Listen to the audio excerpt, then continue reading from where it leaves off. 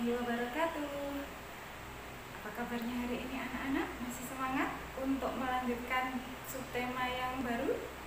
Sebelum kita melanjutkan subtema berikutnya, kita berdoa dulu sebelum belajar ya. Bismillahirrahmanirrahim.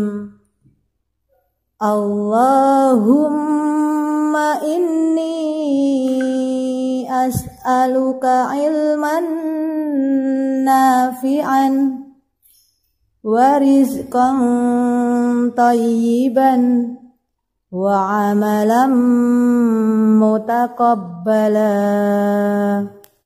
Di subtema yang kedua ini kita akan belajar tentang keberagaman dalam kebersamaan. Hari ini kita akan belajar tentang gagasan pokok dan gagasan pendukung lagi. Serta kita akan belajar bagaimana suatu bunyi bisa kita dengar di telinga kita. Kemudian kita akan belajar tentang menghargai perbedaan yang telah dianugerahkan Allah kepada kita. Oh iya, hari ini sudah hari ketiga bulan Zulhijjah, sudah ditingkatkan amal-amal sunnah yang lainnya.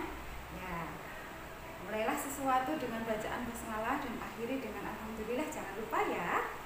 Penjelasannya ya, bahwa gagasan pokok itu dapat berupa kalimat inti atau pokok paragraf. Nah, di mana tempatnya? Anak-anak bisa melihat di kalimat utama pada paragraf tersebut. Ciri kalimat utama biasanya terletak pada bagian awal atau akhir paragraf.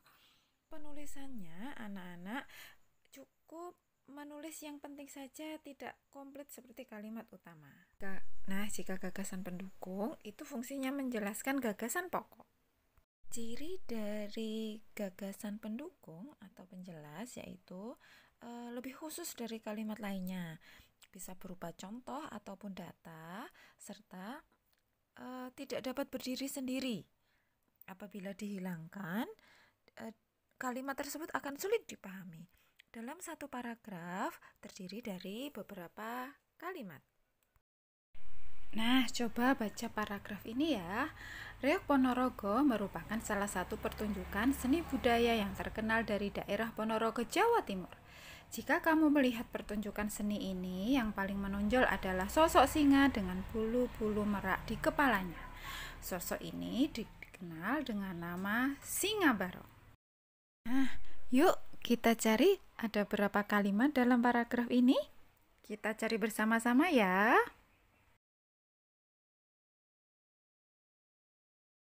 Coba bandingkan antara kalimat yang pertama, kedua, dan ketiga.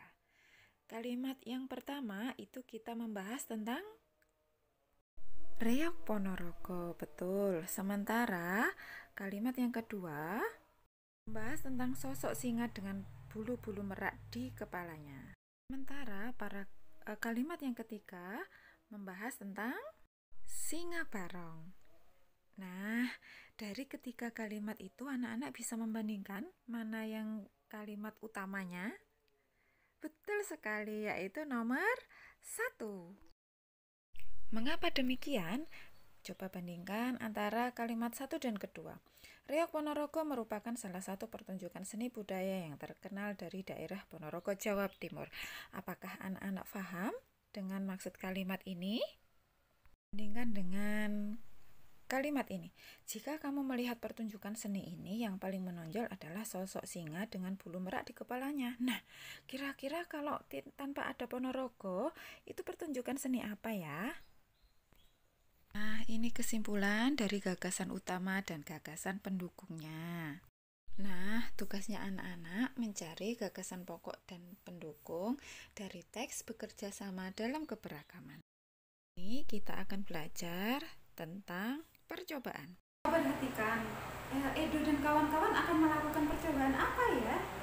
Ya betul, Edo dan kawan-kawan ingin membuktikan bahwa telinga mengetahui sumber guna. Nah, untuk itu anak-anak coba praktekkan seperti apa yang ada di buku siswa. Coba lakukan bersama dengan orang yang ada di rumah ya, tentunya dengan alat-alat yang ada di sekitar anak-anak, tidak harus alat musik tradisional ya. Lakukan dengan sungguh-sungguh serta silakan mencatat hasil percobaan. Dari percobaan tadi, kita harus bersyukur karena Allah menganugerahkan kita indera pendengar, sehingga kita dapat mendengarkan bunyi. Selanjutnya, kita akan belajar tentang bagian-bagian telinga, sehingga telinga bisa mendengarkan bunyi. Nah, ini adalah bagian-bagian telinga.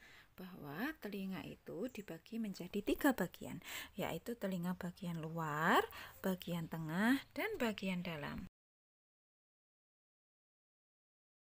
Nah, ini telinga bagian luar. Daun telinga. Daun telinga ini berfungsi untuk memusatkan gelombang suara yang masuk ke bagian saluran telinga. Bagian selanjutnya yaitu saluran telinga. Saluran telinga ini berfungsi untuk menghasilkan serumen, yaitu kotoran telinga. Bagian selanjutnya yaitu gendang telinga. Gendang ini berfungsi untuk menangkap gelombang suara. Selanjutnya yaitu telinga bagian tengah. Pada telinga bagian tengah ini terjadi proses pengiriman getaran yang diterima dari bagian luar menuju jendela oval telinga bagian dalam. Selanjutnya yaitu telinga bagian dalam. Pada telinga bagian dalam ini secara keseluruhan mempunyai fungsi untuk merangsang respon pendengaran serta menjaga keseimbangan tubuh. Nah, karena Allah sudah memberi kita indera pendengar, kalau dengar suara adzan segera dirikan sholat ya, karena sholat itu tiang agama. Nah, seperti yang anak-anak ketahui bahwa Indonesia terdiri atas beragam agama.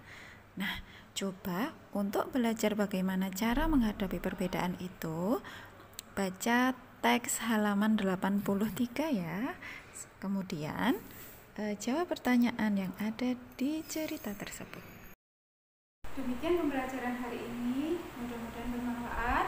Hari ini kita telah belajar tentang gagasan pokok dan gagasan pendukung atau penjelas, serta kita belajar tentang indera kita.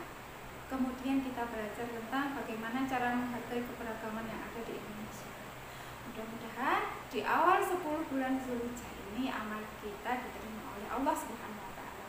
Mari kita tutup dengan bacaan doa selesai belajar. Bismillahirrahmanirrahim. Subhanakallahumma wa bihamdika ashhadu an la ilaha illa anta astaghfiruka wa atubu ilaik.